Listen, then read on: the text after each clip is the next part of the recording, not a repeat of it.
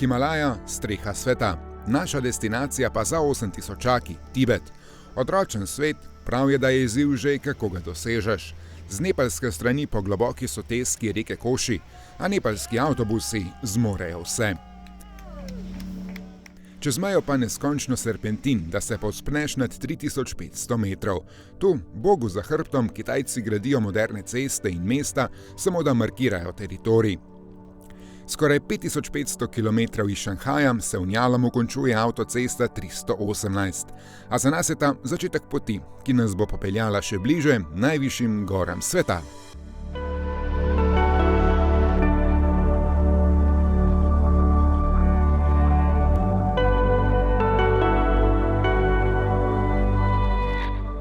Na tibetanski planoti nimaš občutka, kako visoko si, dokler ne stopiš iz avtobusa.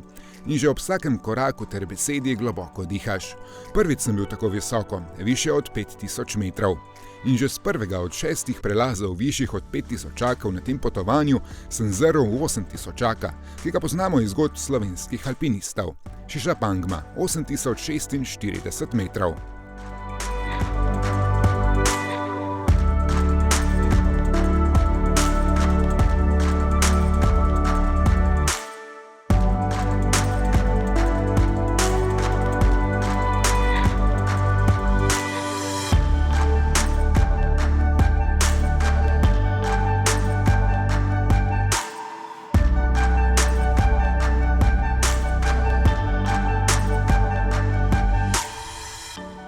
Tibet se zdi brezmejen. Planota s povprečno nadmorsko višino 4400 metrov ima 2,5 milijona kvadratnih kilometrov za 123 Slovenij. Na južnem robu teh travnatih in kamnitih prostranstev pa se dvigajo mogočni zasneženi vrhovi. V Tingriju, enem od tukajšnjih mestec, ki jih na Google Maps težko najdeš, sem ga prvič zares videl. Mount Everest. In držal pesti, da bo takšno vreme tudi naslednji dan, ko se bomo zapeljali v bazni tabor tik pod njim.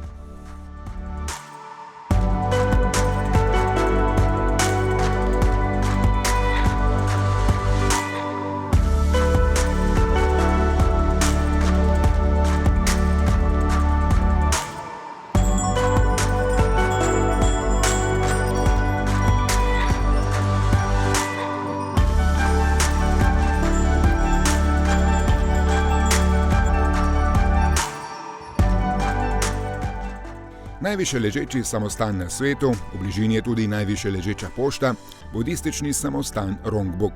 Tu že desetletja pred odpravami molijo nepalske šerpe in alpinisti. Samo 25 km stran je 8848 metrov visoki Everest. Pod severno steno je tibetanski bazni tabor. Nisem si mislil, da bom kdaj tako blizu najvišji gori sveta. Ko gledam te posnetke, se mi zdi samo še bolj neverjetno.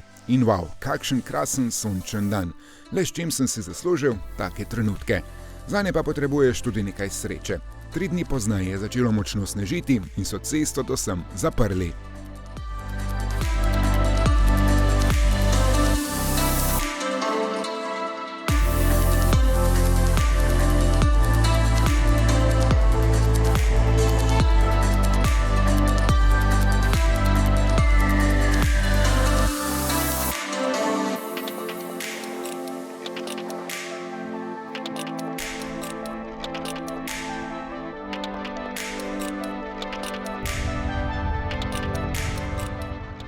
Kdo bi si mislil, da so v teh odročnih krajih take ceste? Pripeljajo nas na še en prelaz nad 5000 metri. In ta nima pogleda le na Everest, ampak na kar 5 8000-čakov. Še na Lotse, Makalu, Cho-Oju in Shishapangmo. To je bil še zadnji pogled na himalajske vršace. V nadaljevanju ture bomo spoznavali zgodovino Tibeta in tibetanski budizem. Veter na prelazih z teh barvitih popisanih molilnih zastavic, Dar-Cho, ki so postale zaščitni znak Tibeta, širi pozitivno energijo, ki prinaša srečo, zdravje, bogastvo. Višje kot so, dlje ponesajo dobre želje.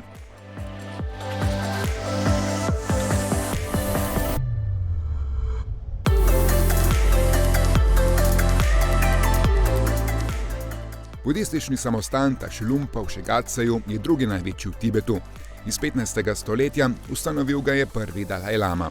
Nekoč je tu živelo kar 4000 menihov. a je po kitajski kulturni revoluciji v 60. letih 20. stoletja izgubil večino duše. Ostali so bolj ali manj zidovi. Kitajci tibetanske samostane dandanes obnavljajo, ker zanimajo turiste, da z njimi torej služijo. Pred 60 leti so okupirali Tibet, po njihovem prepričanju osvobodili in takrat zatirali Tibetance in uničevali njihovo kulturno in zgodovinsko dediščino.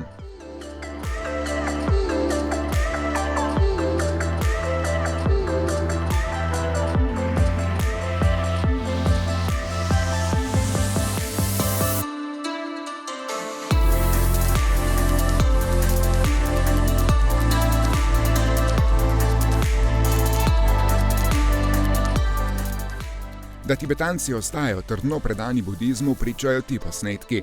Gora je del njihovega vsakdana, pomeni obhod, romanje okrog templjev in stup, ob tem pa vrtijo molitvena kolesa.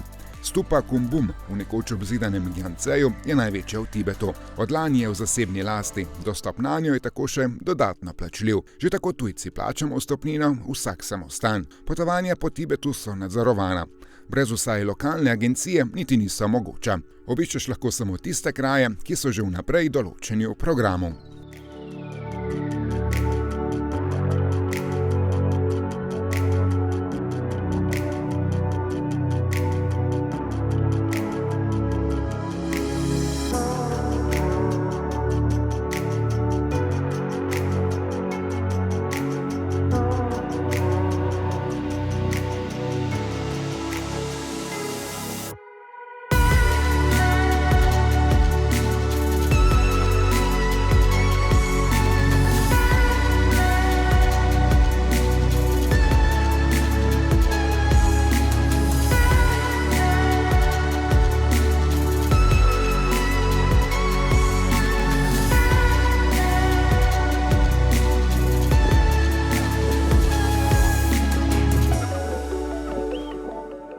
Panoramska vožnja nas je od Gyantseja vodila proti prestolnici Lhasi. Za zasneženim 7000-akom Khangsang, na pobočjih katerega smo videli tudi ledenik, je eno od svetih in največjih jezer Tibeta. Jamdrok ima skoraj 640 kvadratnih kilometrov. Gledano iz ptičje perspektive je v obliki škorpijona. Ob sončnem vremenu bi bile ob teh jezerih barve res osupljive, a prišlo je že omenjeno sneženje. Prve snežinke smo lovili na zadnjem prelazu prek 5000 metrov, severno od Lhase na poti do jezera Namtso. Če za koga višina, mraz in veter niso ovira, so to jaki, tibetansko govedo. Namtso pa se zdi kot morje, pa s 1900 kvadratnimi kilometri niti ni največje na planoti. Še večje je Qinghai na severovzhodu.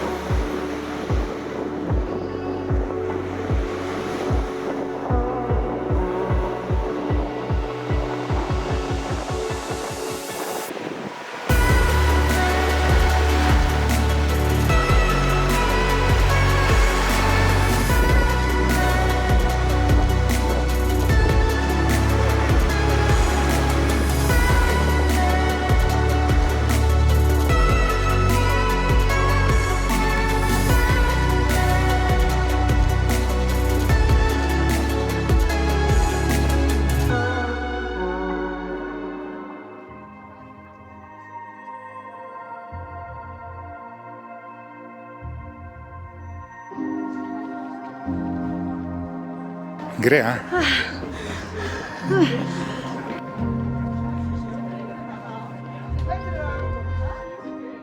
Po tednu dni aklimatizirani in tako tudi 360 stopnic na vrh Potale, palača v Lhasi, kjer so živeli tibetanski duhovni in politični voditelji, Dalaj Lame, ni več ovira. Lhasa je danes moderno mesto, kjer stanovanjske stolpnice rastejo kot gobe po dežju. Zdaj je tu že več Kitajcev kot Tibetancev.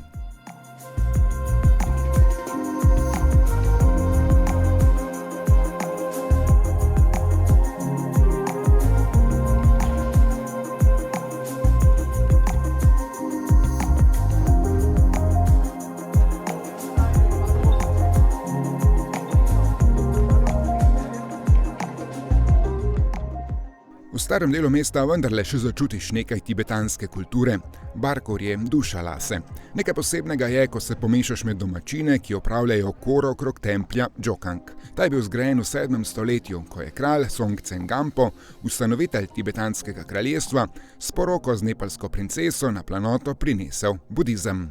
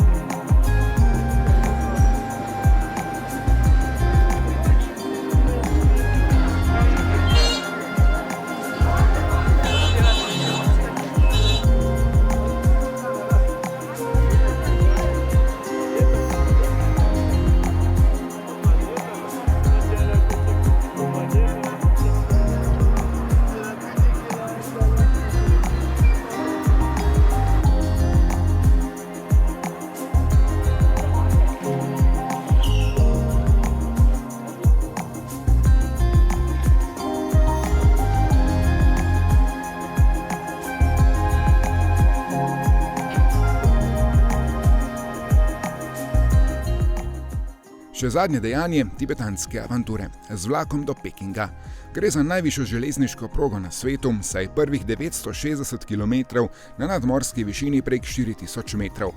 Skupaj pa nas je čakalo skoraj 3800 km oziroma 41 ur vožnje, torej 2 noči v spalniku, prek 7 kitajskih provinc, tudi mimo jezera Qinghai.